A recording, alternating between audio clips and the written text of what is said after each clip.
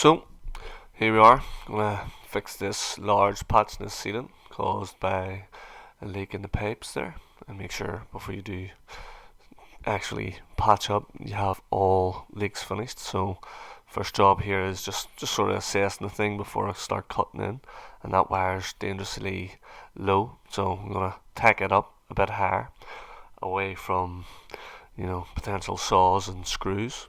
Then I'm going to square everything off here, just using these sort of props. Bit of a dead man, and a saw, cut a nice square edge. Um, and yes, a multi-tool would be absolutely brilliant. I think I might have to get on, see if anybody wants some multi-tool videos on the channel.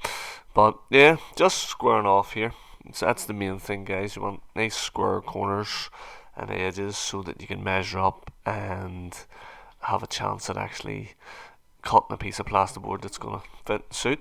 Luckily, I have plenty of joists here, so it won't be too bad screwing back up. There's plenty of things to catch my new bit of plasterboard. So yeah, it's a bit of a dirty job, so you might want to have goggles on and dust mask so that you're not getting stuff in your eyes or breathing in bad dust. This one, believe it or not, is one of the cleaner ones you would ever do. So here's a bit of a look at it from a better angle, and you can see how well the wee straight edge and the saw works just cutting in. Somebody did say slab knife. 100%. You can do it with just a Stanley knife, or a saw, or a pad saw, or multi-tool would be absolutely best. I do have a rip saw to do it, a reciprocating saw. They work as well, but the likes of, I don't want to damage my straight edge here either, so this is one of the better ways to go. And another thing, guys, just make sure you just cover up that floor. What I found handy, sometimes a hammer just won't fit in there so neat and you bust all the edges that you've just cut. But we need to de-nail this, and I found this wee pry tool from Spear Jackson pretty handy, getting those nails out that are right and tight. We're getting there. I have to strip off this bit, still sort of loose. Again, now I'm going to be able to scrim tape right over that whole joint. You know I don't like the scrim tape over the existing plaster and feather out, because I find it leaves a bump. And here's a really good example of a nail that you would struggle to get out with a hammer. And this came in so handy, straight out, and it was right on the edge of the plasterboard. No damage done. Now we have it all clean. It's just a matter of measuring up and getting our width measured and our length measured. You're better to do this on all four corners, really, guys, because if you haven't cut it completely square, it's going to be, it's not going to be a complete square. It's going to be slightly off, so one side's going to be bigger than the other, and you're going to want to cut that. Again, if that piece is too big for you to manage, you can cut it in half. As long as you're catching the joists, you haven't cut it in half the other way where it's going to be floating in mid-air.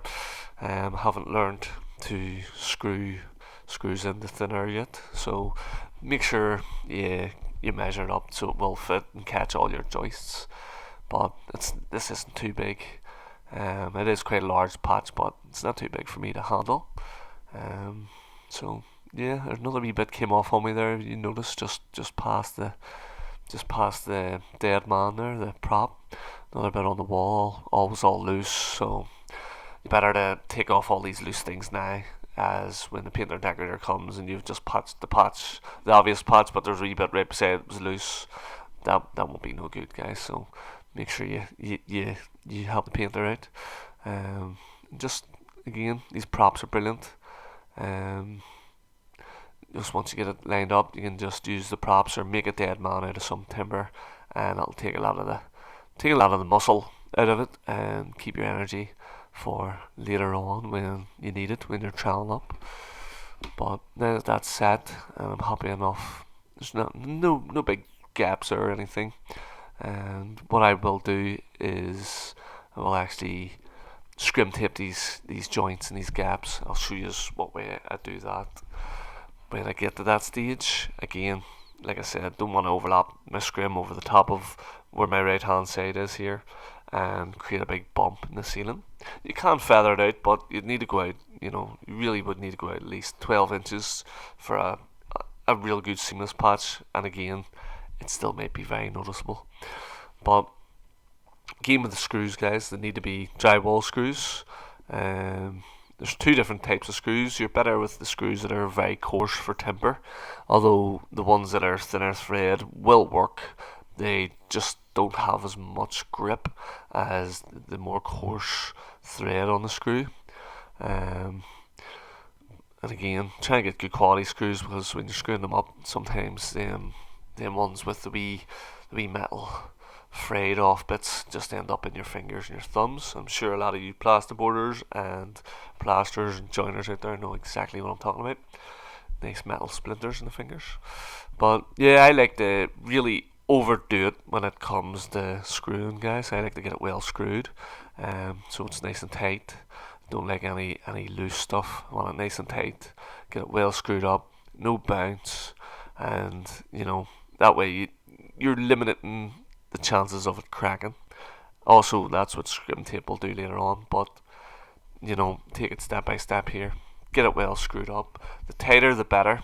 And again, a patch like this, realistically, you could put 4 screws in and it's 100%, 5 screws in each joist. So, you're only going to need about 20 screws, but you'll see, I'm just making sure here and getting plenty in. So, there's no chance of it falling out. The wee tip, guys, never leave screw in that didn't catch. Take it back out, and that'll stop anything popping.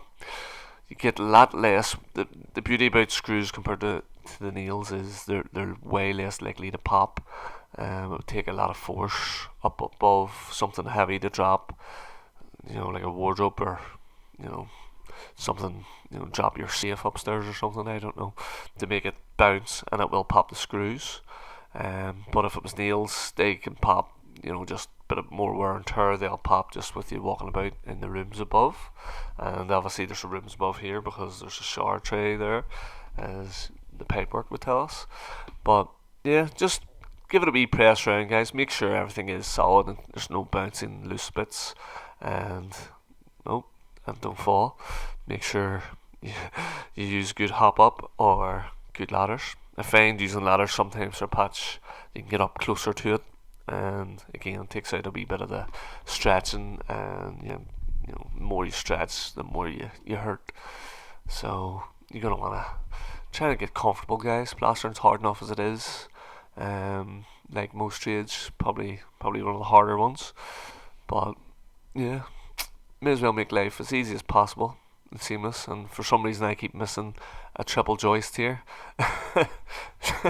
You would think that was impossible, but this channel we seem to do the impossible.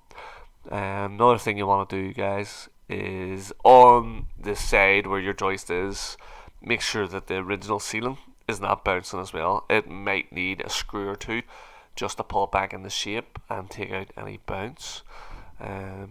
Again, might not need that if you've cut it down well, like I have. It might not be too bad, but you'd rather check all this now than mix up your plaster, mix up your mud, climb up there, and then find out, oh, I need to get the screw gun.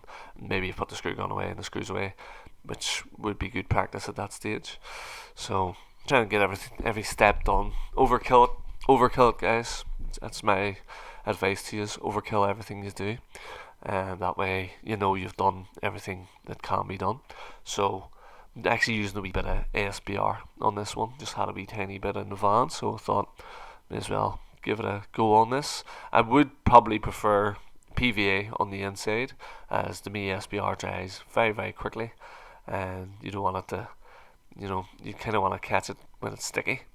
So I'll have to get my mix on pretty quick after I get this stage done, and get my scrim tapes all done as well pretty quick. The only thing is about the SBR, I know it'll kill a lot of that suction around the edges. You can just use water around the edges, guys.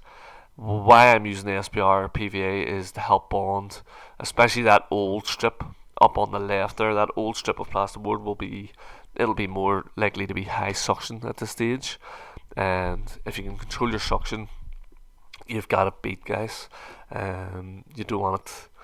You don't want your suction pull it in certain areas, and then you'll find you've got this big wavy bump, this nasty wavy bump, and that will be caused by the suction drying along them joints more so than the middle. And here we are with scrim tape, and as promised, I'm overlapping it where I can. And again, if you really want to, you want to PVA a good foot right around the whole perimeter, and put your scrim tape over the whole perimeter, and feather out your skim away out, 6-12 inches. That's grand. You can do that. Again, this is my preferred method, where I think that it makes a seamless joint, and it's very unlikely to crack. I've done loads of these, and I haven't seen very many of them crack at all. And again, I've had feedback from a painter telling me, do I always patch like that? And I thought, well, what do you mean? I didn't even know he painted a job I'd done. And I'd met him afterwards, and he says the patch that I'd done, as soon as he rubbed his hand across the joint, he knew this is going to paint as if it was never there, because it was so flush. And that's what we're aiming for, guys. Absolute beauty, as if we were never here after this painting's done. It'll look like there was never a patch done, and that's the best way to do a patch. And you can see what I'm doing here, just offering my scrim up. I'll try and get just a wee close up of that. Just offering my scrim up to the edge, and what that does, guys, is it'll help bond the plaster up. It'll help reduce cracking on that area, and if you don't do it, sometimes the plaster wants to drop out of them wee gaps and stuff. And again, just scrim taping anywhere that I possibly can. And again, like, if something's smaller than 6 inches, it might not necessarily need scrim taped, because the chances of that cracking is very slim. But again, if you have it, use it, and like I said, overkill. And that's what we're aiming to do here. And that's us ready for the mix now, guys. We're all prepped up. So again, gypsum plaster I'm going to use on this one. Here's the close up. You can see that the scrim is right nice and tight there, and where I can overlap it, I will, certainly. And again, I still got that fresh edge, nice cut sharp edge on the skim of that side to flush my plaster out to. And you can see that I'm going to work off that edge and fill out along. And this edge, it's pretty tight anyway, so again, if you want to go over it, I tend to find you'd need to come away at about that lightly to try and make it feathered in well. And just getting the mix. Don't know about you, but every time I make a mix for a patch, I always end up with like 3 scoops left over. or need to mix another scoop. It's very hard to judge on patches. A plaster will always be able to judge a ceiling or a wall much more accurate, right down to the hawkful. But when it comes to patches, I always seem to have a wee bit left over. But yeah, who mixed this? The lumps in it, unbelievable. But yeah, covering my scrim here first, and just building the edge out. You can just whack away and just plough straight over the top, but just sort of trying to build out all the edges here first. If it is really heavy and possibly the ceiling was bonded, or it was half-inch board and you used quarter-inch board, basically you're going to want to maybe fill it out and let it pick up, or bond it and let it pick up, and make sure you cut back on your edges and then skim it. But luckily our plasterboard meets exactly to the original plasterboard, so we're getting on well. We're no need to fill out. We can just 2-coat it and be happy. So just working around all the edges first, and then I'll 2nd coat it all once I get the whole thing covered. Again, a useful tool here could be, once you have it all on, a useful tool could be a spatula. Especially a spatula that's going to fit edge to edge there, and then you're real nice and tidy on the ceiling. That being said, now sometimes original ceilings that you're plastering to, original walls that you're plastering to and patching to, are not very straight. Not always the plaster's fault, guys. Sometimes walls are built really bad, both joinery wise and brick block wise. And sometimes again that's the same with the ceiling. Sometimes the joist seems to slip down and or it's bowed and it was never corrected and it was just boarded over, because boards will bend and curve around when they put pressure up. They will move around the shape of the joists, but it can be very hard for a plasterer then to fill all that out or to even notice it before he started skimming the ceiling. We did do a job not that long ago, timber frame, and I can tell you one thing: some of the ceilings, most of the ceilings in the joinery work was brilliant, but there was one joist seemed to run right through the house, which then caught three ceilings, to I think a bedroom, a hallway, and a bathroom, and it was almost like the joist was just up, half an inch, and just about caught it out when we were scrimming. You could just see something and no more with the eye, and put a straight edge on and thought, right, that's going to need addressed before we start skimming the ceilings. And it actually needed a bucket full along wherever that joist was, from the opposite two joists left and right of it, and it needed all screeded through and feather edged back out, so that when we came to plaster, none of the angles had a big curve in them.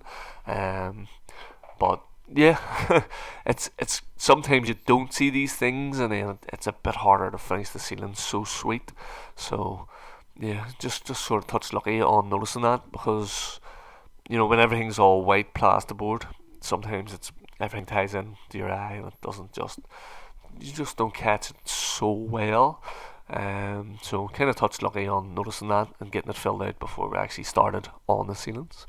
That's the first coat on. We're going for coat number 2, guys. You can see it's actually quite untidy here. I would recommend you try and coat a wee bit tidier than that again. Again, you're probably a beginner or apprentice. You're going to take time, and again, there's pure lumps in this stuff. You're going to have to sack the labour, mix that. But here we go. On with the second coat. Usually I would just mix up one batch, which would do the first and second coat. I'd maybe coat it and then maybe pack up a few tools and then let it sit there 5-10 minutes and then give it a second coat. Sometimes you just want to get it all on. You just first and second coat it straight away, bump. But like I said, if you're new, you're going to want to maybe just have that first coat on as neat as possible. Even give it a wee trial. Wash up all your tools and pack away things for 5-10 minutes. Your mix should have a pot life of about 30 minutes, so it shouldn't really set where you can't use it for about 30 minutes. Hopefully, as long as you haven't mixed it way too tight or you haven't used dirty water. If you use nice clean cold water, it should have a pot life of 30 minutes, which means you've got 30 minutes working time. So, but from the time you mix it, you're going to put on your first coat. It's going to maybe take you, if you're new, 5-10 minutes. Then you can clean up for another 5-10 minutes, clear up a wee bit, clean your tools, maybe give it a wee flattening. And then you will notice the bucket might be taken up a wee bit by then, but hopefully, because you've spread it on the ceiling, it should be taken up and pulling into the plasterboard that wee bit more than it would in a plastic bucket, a nice clean plastic bucket. And then what you want to do is do what I'm doing now, and that's get it all second coated. If you are new to patching or plastering, and you don't do that, the problems you could come to would be like a wavy, a bit like what I said about the suction. You could get a wavy coat, where you'll also get that if you keep traveling one direction. You're going to want to keep going around the edges of this, guys, and making sure you're pulling flush off that ceiling. And that way, you're not going to have a big hump. That's the way I'm doing now, working off the corners. That's the joint you're trying to make invisible. So you're going to have to pull hard on that and make sure you get it all coated nice and flush. And you're going to want to get it as flat as possible. I do not know why there's so many stones in this. I don't know whether I used a dirty bucket or the bag got a bit wet.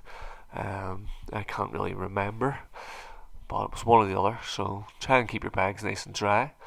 I know a mate of mine recently said he bought 10-12 bags from B&Q, and then he used 2 and had to bring the other 10 back. I think he did click and collect, and he said the bags were just riddled with lumps and stones. So don't know what happened there. maybe they were stored bad, but obviously it was no fault of his because he'd only brought them to the job. I think he had quite a distance to travel to, so it does not sound fun. So yeah, try and make sure if you are buying them, just get a good feel around the bag. Make sure you're getting a nice fresh bag, and it's maybe even lift one up out of the way and take one underneath. But yeah, hopefully it won't be too bad. You won't have to pick out all the lumps like I am. Again, if you do get some stones in it and you trowel them on, pick them out as you go. You don't want them staying in that ceiling. If they do, the most times what it always seems to happen to me is that on your sort of second or third trowel, when the ceiling's almost finishing or the wall's almost finishing, that's when the problem always comes for me, where this wee stone all of a sudden appears and does a big scratch on the ceiling that you have to then tidy up again. But yeah, nice big long strokes on this one there, guys. Trying to keep it all flat, neat, tidy, and just set myself up for an easy go on trowel. There we go. Ooh-ha. But yeah, that's all on there, guys. Get everything cleaned up, get your buckets washed, get your trowel, your hog washed, and then, maybe, by the time you have that all done, I normally just give it all a quick flatten. Try and clean up my edges, and you'll do that with nice clean water. You might find you want to change your water several times when you're doing a patch, just to make sure you're not staining the ceiling. You can see there's a wee bit of stain in there. Good practice would be, keep changing the water and go around that with clean, fresh water. So you can see taking wee bits off there, off the original ceiling, and just trying to flush everything up real tidy. But yeah, not looking too bad so far. You don't want to leave it too long before you give it a flattening. You want to make sure you're starting to flatten it in quickly. If it starts tightening at this stage, you're just making yourself have harder work. This being a big sort of patch, you want to make life a wee bit easier. So it's not the biggest patch or the biggest ceiling, but again, new to the trade, you just want to get on top of things without panicking or rushing. Don't panic or rush. Just take your time, get it neat. The neater you get it now, the easier it is later on. And that'll go for every stage. I'm going to start sounding like a broken record now, like I do on most of my other plastering videos by this stage, because everything's repetition. But again, you're going to know, the more you do these, the better you get. And that's, once you get that first trowel done, the next trowel, you should be following that same process. Wherever you started, start there. And, if you start on the left, start on the left again, guys. Just keep a wee pattern, get a wee pattern, a wee system going, and that way, when you're traveling up, you'll not miss anything. You'll not climb down off your ladders and go, I missed a bit there in the middle of that ceiling. So you'll be well on their way on getting a nice professional job.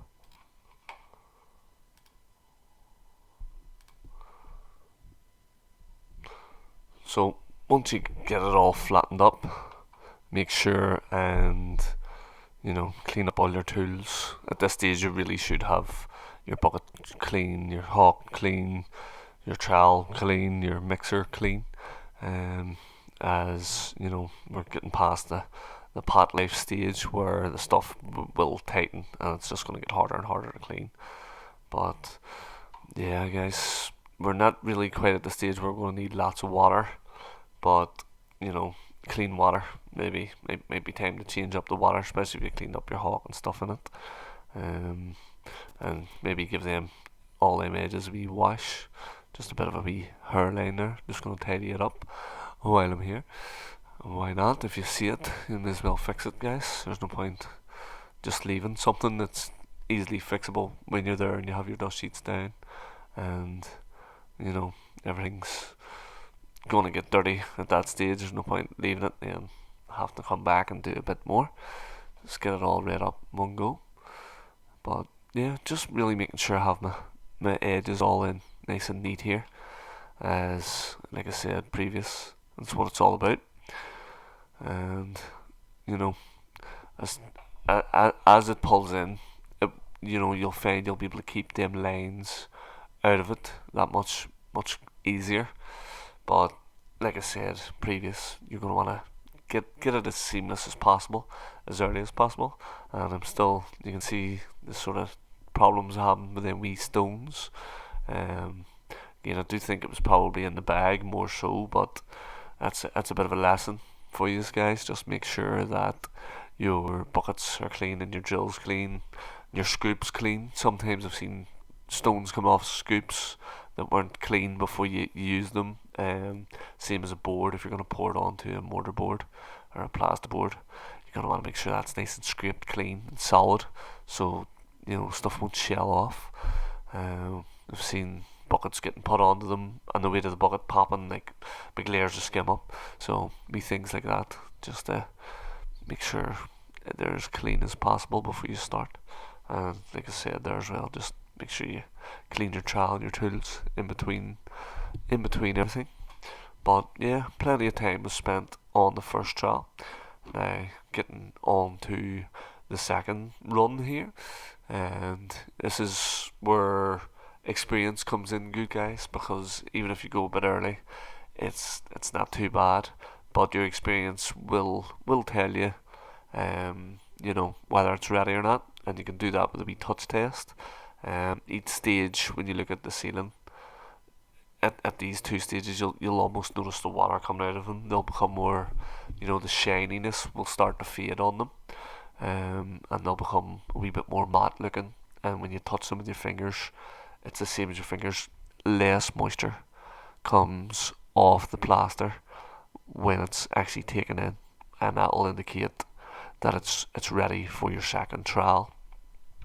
And that's something plasters do all the time. They'll always touch the wall and see it's like, how soft it is, how wet it is.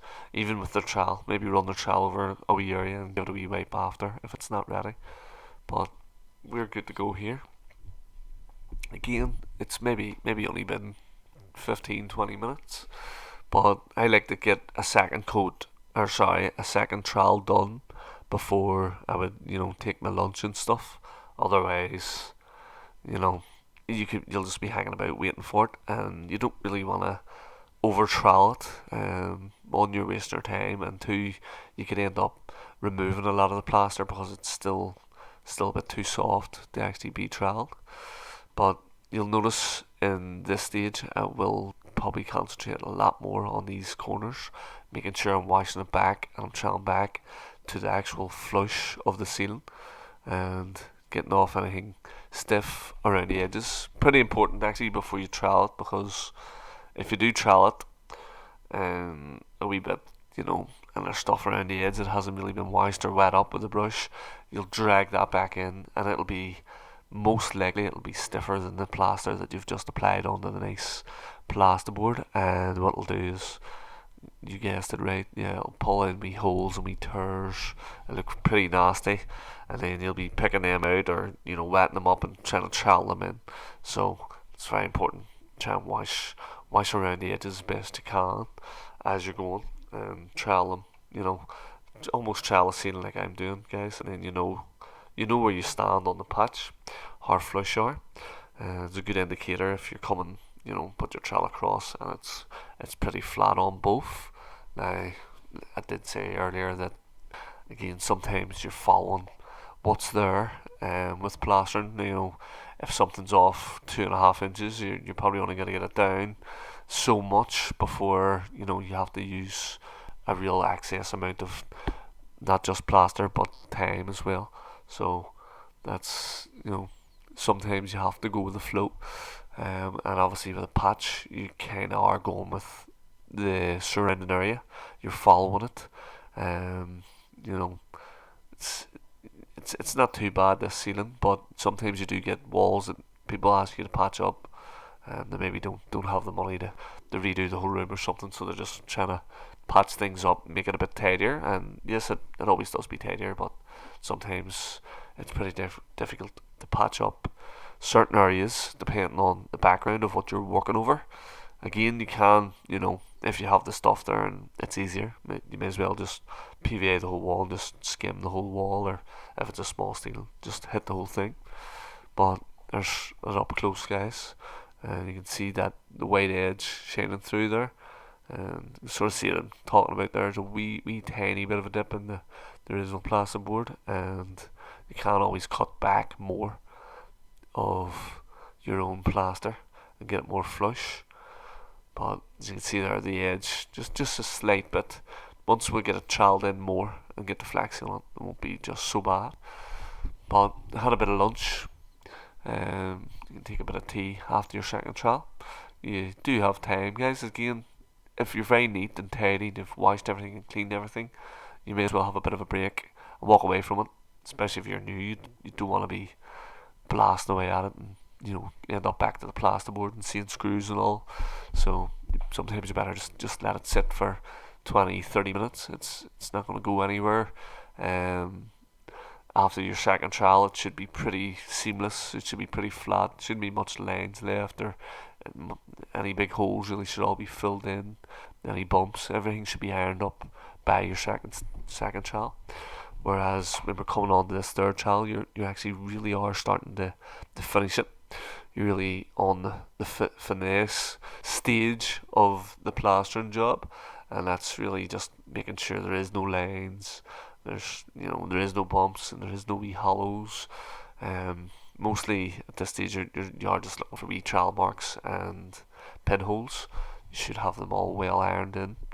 And a wee bit on the tools I'm using. I obviously used the Pointsman Hawk to help lay it on. Somebody was asking me the name of that hawk in a recent video, and again, this is my favourite go-to trowel for mostly skimming. Really, I have used it recently on some floating jobs, as the farm was a bit of a mess, and it was the first trowel I got my hands on. Even though I have new trowels that I've been breaking in as well, the Spear and Jackson one, but this refined stainless steel one here, I've had it's I'm not sure how long I've actually had it. I must dig out the video again. I did know not that long ago, but I have had it quite some time. It's almost as old as the channel, believe it or not. Now the channel does say it's older than when it's been made 3 years before I've really started posting videos. I sort of posted 1 or 2 a year or something. So that trowel wouldn't be hard to find it if you typed in Refine Unboxing premium plastering trowel. When I first did get it, I was more interested in the Superflex, I must be honest. But once I got this broke in, it's a very, very nice trowel, made in Germany, says along the bottom. People did say it's not great steel, but I can tell you this is very good steel. It's held a sharp edge for so long. Although that is testament to me not using it for sand and cement anymore, as it will, you could potentially get a nick on render. But yeah, it's still a lovely trowel, and again, just a refiner brush. Used the Evolution mixing drill with I think the scoop was a Spear Jackson scoop, although come to think about it, I haven't laid eyes on that for a while, so I'm not sure if I've left it behind on a job somewhere. Hopefully somebody watching knows that I have, and they can give me a wee text and let me know it's sitting there and I can get it picked up. But yeah, if not, I'll have to go and get another Spear Jackson or Tyzac bucket scoop, as it lasted some time. But yeah, back on this one, guys. Really, you don't want to be filling in too much at this stage, as the stuff is really picking up, and you'll find if you've left it a bit hollow somewhere, or a bit of a too big of a hole, you will find this stuff that you're taking off now at this stage, it's just fat, and it's not great for filling in. It's maybe not just so bad at this stage here, but if you go much longer than the 45 minute, the hour mark, the fat that you're taking off starts to become weaker, because you've wet it down, you've diluted it, and it's being carved off, so it's not great for filling in. That's why I'm saying by your second trowel, you kind of want to have the most of it killed. This third trowel there, as you look up, the ceiling's more or less done. and I'm quite happy with it. Everything's in nice and neat, as you can see. Um, just really ready for this Ragni child to go over the top of it and just finish it off. Again, don't always need to polish your plaster, guys. You don't need to polish your walls and your ceilings. It does look that wee bit better, does feel that wee bit better, but personally I would have always done it, more so not just to polish it up and go, oh look how smooth my wall and ceilings are. It's more so a double check. It's the final touch. You're making sure there's absolutely no blemishes. There's no watermarks. There's no wee pinholes. Because that's what the Superflex here will do at the end. Some guys think that they're not great for cutting, but you can actually shave with these. They're razor sharp, so you can get a real good cut on them. Again, they will most likely want to ride over bumps, more than a stainless steel premium trowel from Refiner or something, or you know whatever make it is at Marshalltown. Um, but again, the more flexible the trowel is, the more prone it is to that. But it'll all be down to the angle that you then hold the trowel. And you can see, actually mostly just giving us a wee quick wet trowel, and that should stop any wee tears. If you just go over it when it's not fully set, trying to give it a dry run, which if you're not sure, you can let this fully set nearly and then give it a wee dry run. This is me just being real panicky around these edges. Should paint up real well, and it's me just being real panicky, hitting it everywhere, just double checking everything. Don't want no callbacks for a wee fat mark that was painted over and doesn't look so nice.